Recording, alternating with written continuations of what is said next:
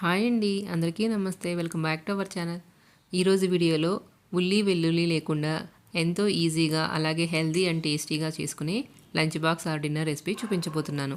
ఇలా lunch box డిన్నర్లోకి కాదండి, ఏదైనా పండగలప్పుడు మీరు ఉల్లిపాయ వెల్లుల్లి వాడకుండా ప్రసాదం చేయాలనుకుంటే ఇలా కూడా చేసుకొని పెట్టవచ్చు. ఇంకా వీడియో స్టార్ట్ చేసే ముందు మీరు ఫస్ట్ టైం మన ఛానల్ చూస్తున్నట్లయితే ఇలాంటి రెసిపీ అప్డేట్స్ నోటిఫికేషన్ మీకు రావాలంటే మన ఛానల్ని సబ్స్క్రైబ్ చేసుకోండి. అలాగే మీకు ఈ వీడియో నచ్చినట్టయితే తప్పకుండా లైక్ చేయండి.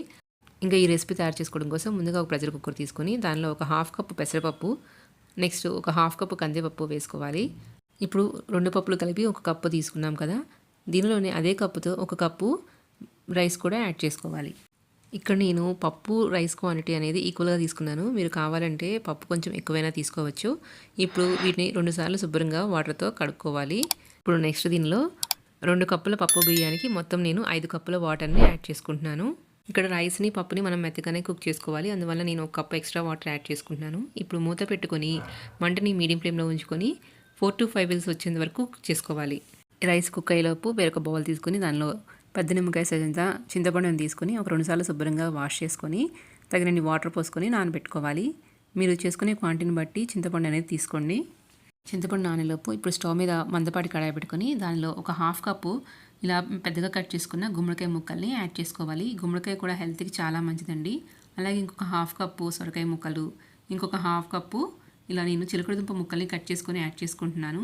అలాగే ఇంకొక హాఫ్ కప్పు క్యారెట్ ముక్కలు కూడా యాడ్ చేసుకోవాలి. ఇక్కడ మీకు నచ్చిన వెజిటబుల్స్ని యాడ్ చేసుకోండి.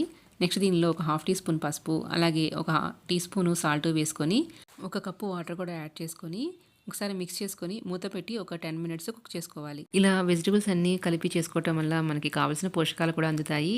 పిల్లలు వెజిటబుల్స్ తినని వాళ్ళు కూడా ఇలా చేస్తే చాలా ఇష్టంగా తింటారు.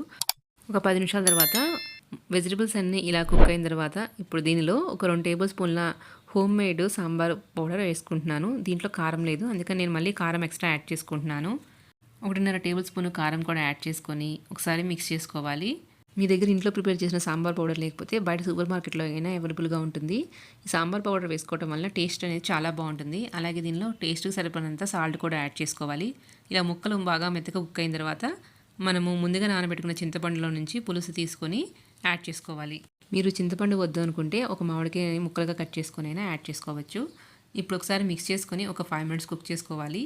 చూడండి, మనకి రైస్ ఇలా మెత్తగా కుక్ అయిపోయింది కదా. ఇప్పుడు రైస్ని కొంచెం లైట్గా మ్యాష్ చేసుకుందాము. ఇలా రైస్ని కొంచెం మ్యాష్ చేసుకొని పక్కన పెట్టుకోవాలి. ఇప్పుడు ఒక 5 to 10 మినిట్స్ కుక్ చేసుకున్న తర్వాత చూడండి, మనకి పులుసు కొంచెం చిక్కబడింది కదా. ఇప్పుడు దీనిలో మనం మ్యాష్ చేసుకున్న రైస్ని యాడ్ చేసుకోవాలి. ఈ రెసిపీని ఇలా చలికాలము ఈవినింగ్ టైంలో డిన్నర్గా చేసుకొని చాలా వేడివేడిగా తింటే టేస్ట్ అయితే సూపర్గా ఉంటుందండి. తప్పకుండా ఒకసారి ట్రై చేయండి. ఇలా రైస్ మొత్తం యాడ్ చేసుకున్న తర్వాత ఒకసారి బాగా మిక్స్ చేసుకోవాలి. మీకు కన్సిస్టెన్సీ అనేది కొంచెం థిక్గా అనిపిస్తే ఇక్కడ కొంచెం హాట్ వాటర్ని యాడ్ చేసుకోవచ్చు. కన్సిస్టెన్సీ అనేది మీకు ఎలా కావాలో చూసుకొని దాన్ని బట్టి హాట్ వాటర్ని యాడ్ చేసుకోండి. మీకు ఇది కొంచెం చల్లారిన తర్వాత గట్టిగా అవుతుంది. ఇలా వాటర్ యాడ్ చేసుకున్న తర్వాత మూత పెట్టి ఒక 5 మినిట్స్ కుక్ చేసుకోండి. మీకు ఉప్పు కారం సరిపోయిందో లేదో ఒకసారి చెక్ చేసుకొని, సరిపోలేదంటే ఇంకొంచెం వేసుకొని అడ్జస్ట్ చేసుకోండి. ఇప్పుడు దీనిలో తాలింపు వేసుకోవడం కోసం స్టవ్ మీద ప్యాన్ పెట్టుకుని దానిలో 2 టేబుల్ స్పూన్ల నెయ్యి వేసుకొని ఒక 2-3 ఎండుమిరపకాయలు, అలాగే ఒక హాఫ్ టీ స్పూన్ జీలకర్ర, ఒక హాఫ్ టీ స్పూన్ ఆవాలు వేసుకోవాలి. ఇలా తాలింపులో నెయ్యి వేసుకుంటే టేస్ట్ చాలా బాగుంటుంది. ఒకవేళ మీకు నెయ్యి ఇష్టం లేకపోతే మామూలు ఆయిల్తోని తాలింపు పెట్టుకోండి. ఇప్పుడు ఇవన్నీ ఫ్రై అయిన తర్వాత దీనిలో ఇప్పుడు 2 రెమ్మల కరివేపాకు వేసుకొని కొంచెం ఇంగువ కూడా వేసుకోవాలి. ఇంగువ వేసుకోవటం వల్ల మంచి ఫ్లేవర్ వస్తుంది, అలాగే డైజెషన్కి కూడా బాగా హెల్ప్ చేస్తుంది. ఇలా తాలింపు అంతా ఫ్రై చేసుకున్న తర్వాత మనం ప్రిపేర్ చేసుకున్న సాంబార్ రైస్లో తాలింపుని యాడ్ చేసుకొని మూత పెట్టి ఒక 2 మినిట్స్ అలా వదిలేసేయండి. ఫ్లేవర్స్ అన్నీ రైస్కి బాగా పడతాయి. 5 మినిట్స్ తర్వాత మూత తీసి ఒకసారి మిక్స్ చేసుకొని వేడివేడిగా సర్వ్ చేసుకోవడమే. ఎంతో టేస్టీగా ఉండే హెల్తీ సాంబార్ రైస్ రెడీ అయిపోయింది. ఒకసారి మీరు కూడా తప్పకుండా ట్రై చేయండి. మీకు నా వీడియో నచ్చినట్లయితే లైక్ చేయండి. ఇలాంటి రెసిపీ అప్డేట్స్ నోటిఫికేషన్ రావాలంటే మన ఛానల్ని సబ్స్క్రైబ్ చేసుకోండి. Thank you for watching.